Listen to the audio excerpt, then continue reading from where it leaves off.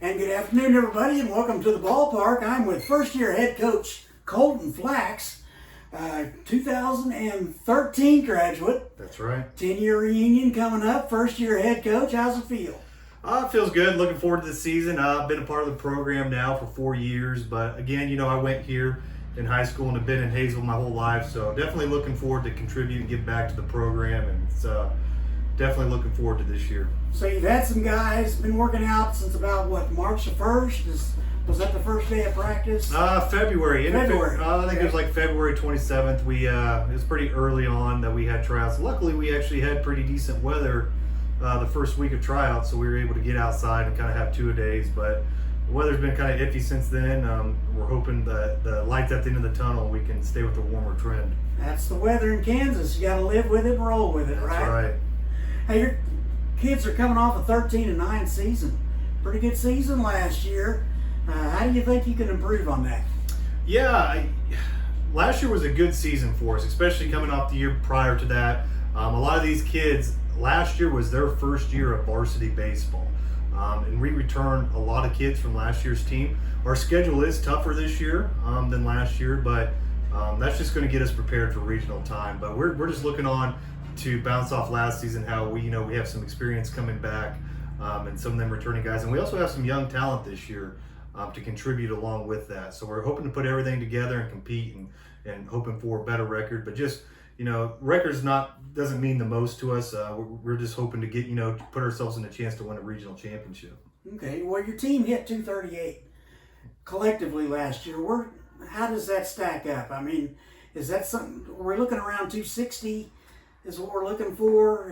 Yeah, if you get over the 250 mark, it really boils down to a couple kids, if you have multiple kids hit over 400 or whatnot. I would like to see more consistency throughout the 9 guys in the lineup instead of, a couple guys that maybe just carrying that average. If we get more consistency around guys around 300, and obviously we're going to have a couple kids hit above that and a few kids hit below that, but you're looking more for consistency throughout that 9 hitters throughout the lineup, which is going to really help play a role. But it's Kansas, so some years it's tough to hit, and some years like today it's warm and you get a south wind and it's a lot easier to hit. So yeah, a lot of fun when that wind's blowing out. When the wind's blowing out, even though our field's really big, it varies. Each strategies are going to be big going into those games. Some games you're going to have to play small ball, and some days you're just going to have to ride it out and let guys hit a little bit. You only gave up about 4 runs a game last year. I thought that was pretty good. Yeah, we returned all of our pitchers from last year, and we had a few guys have really good ERAs last year. They're not going to blow you away on the mound with velo, but they're going to do a really good job of being in the zone and being competitive.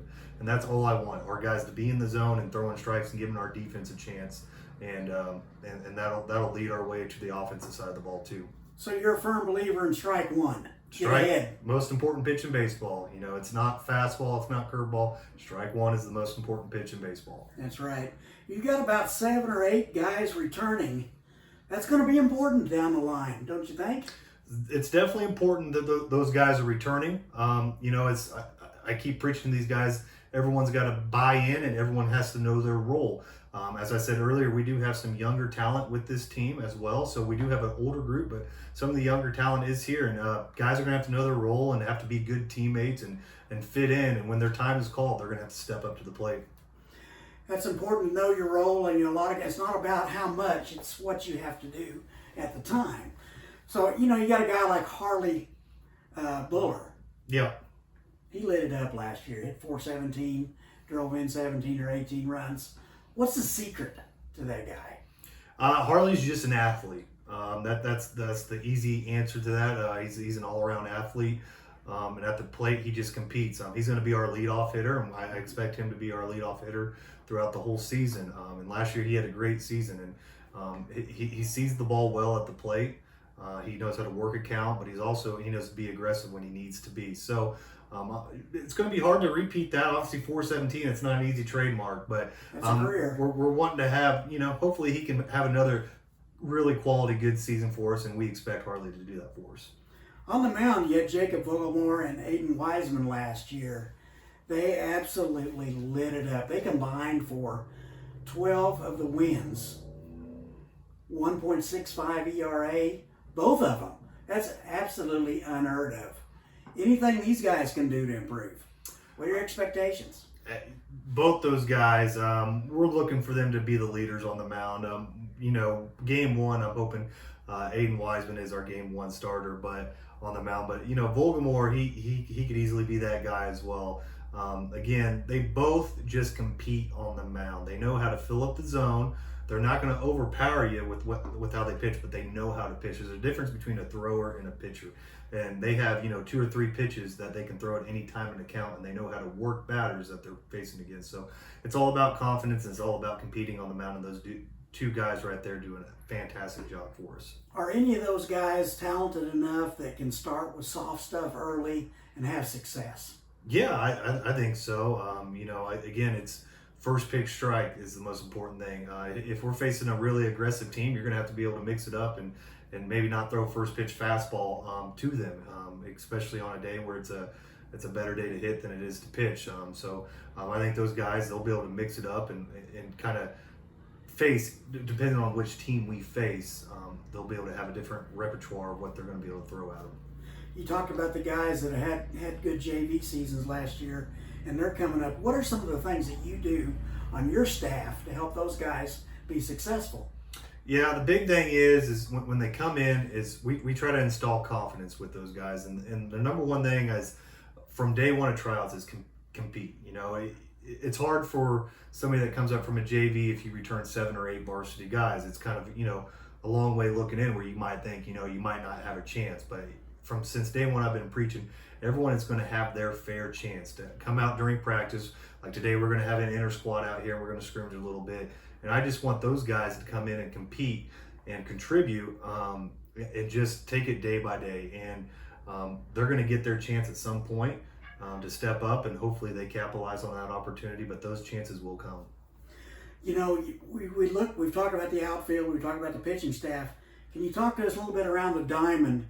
What guys can we expect to see out there, and what are your expectations? It's you hit the nail on the head with the 2 pitchers. We're hoping our Jacob Volgamore and Aiden Wiseman, we plan on them being our 1-2 if they stay healthy enough, and God willingly they will.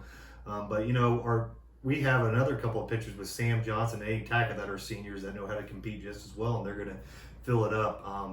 Our middle infield right now, it's young.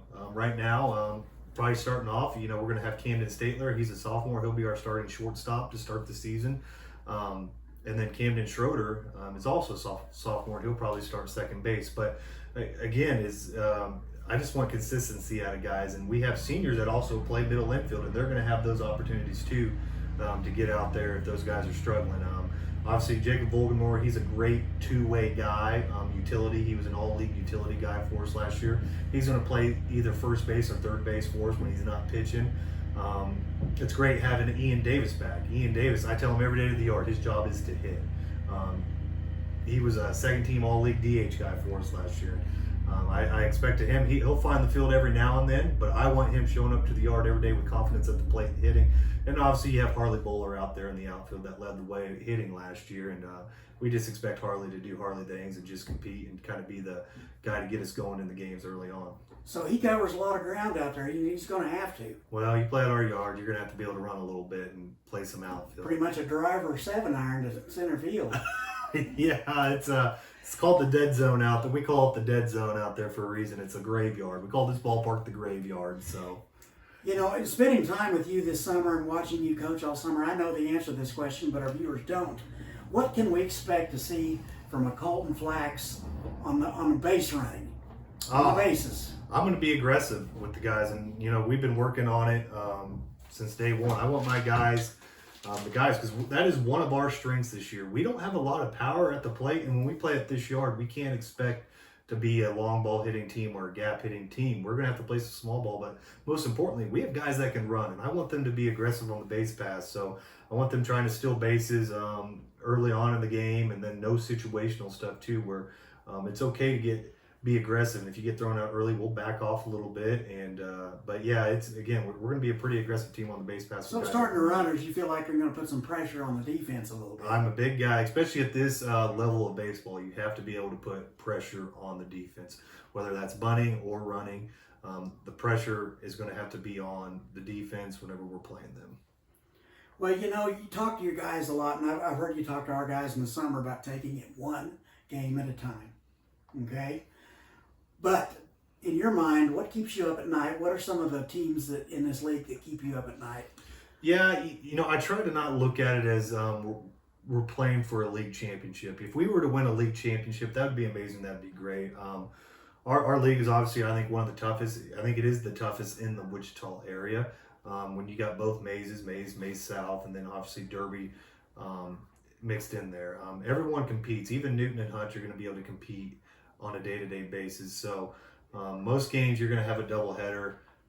You want to win the doubleheader, but some of those teams that you are really tough, you're looking to split with those teams, and you would take a split. But each game we're going to go in game by game, and each game we're going to look at, we're going to want to win. But yes, some of those teams, nobody keeps me up at night, and I'm never scared to play anybody. I'll play anybody on any. I didn't figure. So, but it's one of those things. I know they have really good teams, but again, I install confidence in those guys. We're not afraid to play anybody, and we're going to come out. We're going to compete. So maybe today you can kind of put some guys in positions to be successful and kind of instill that confidence a little bit. Yeah, you know, I harped on it yesterday. You know, it's Saturday we open up, and it's only a single game, so. You know, double headers, you know, guys might not start game one and they get to start game two. And with a single game, you know, we don't play another game till next Friday. So, you know, chances might be limited on Saturday with some guys because we don't have 14 innings of baseball to give them that opportunity. We're only going to have 7 innings of baseball. So today's kind of their last day to come out and compete and show what they have. And we're going to come up with a lineup that we think is going to best suit us and put us in a position to win on Saturday. Well, that kind of brings me to my last point. You've got some assistant coaches, Coach Dravis, Driscoll, and Coach LaBelle. Can you tell me a little bit about those guys and what they're bringing to the organization? Yeah, obviously, Coach Dravis has been here, I think, 8 seasons. You know, he's been everywhere from C team up to JV, but he's just a quality guy to have on the staff with me. Because, again, his experience here is far enough. He's the most experienced guy we have on staff. And then Coach Driscoll, he was a scorer. We were really looking for a third varsity coach, a varsity assistant, and Coach Driscoll was actually part of the program a few years ago, and then he went on to be a head coach at Halstead. But he's been a head coach at Andale, Halstead, so he knows the game of baseball. And he also, you know, his level of playing, he played at K-State, the Division I level, back when he was there. So he was a great scorer, and he'll be more of our pitching coach. And I mean, he can coach it all, but, you know, I really want him to focus on the pitchers, and that's a kind of a group of guys he can take over. And then obviously we have 2 younger guys with Coach LaBelle and Coach Hill with our JV and C team. Coach LaBelle, this is his 3rd year with us, so he's going to be our head JV guy. I played with John in high school, and you know, just like me, he's a competitor and he wants to win, and he's going to be a straight shooter, and he's going to prepare those boys, and he's not going to sugarcoat things. So I kind of want that. You know, those 2 coaches are younger. I want them to install confidence in players, but also be tough on them to kind of, you know, they have to set the tone of what this program is and what this program is about. Definitely we have a good full staff going forward, and everyone kind of knows their role, and they contribute to this program.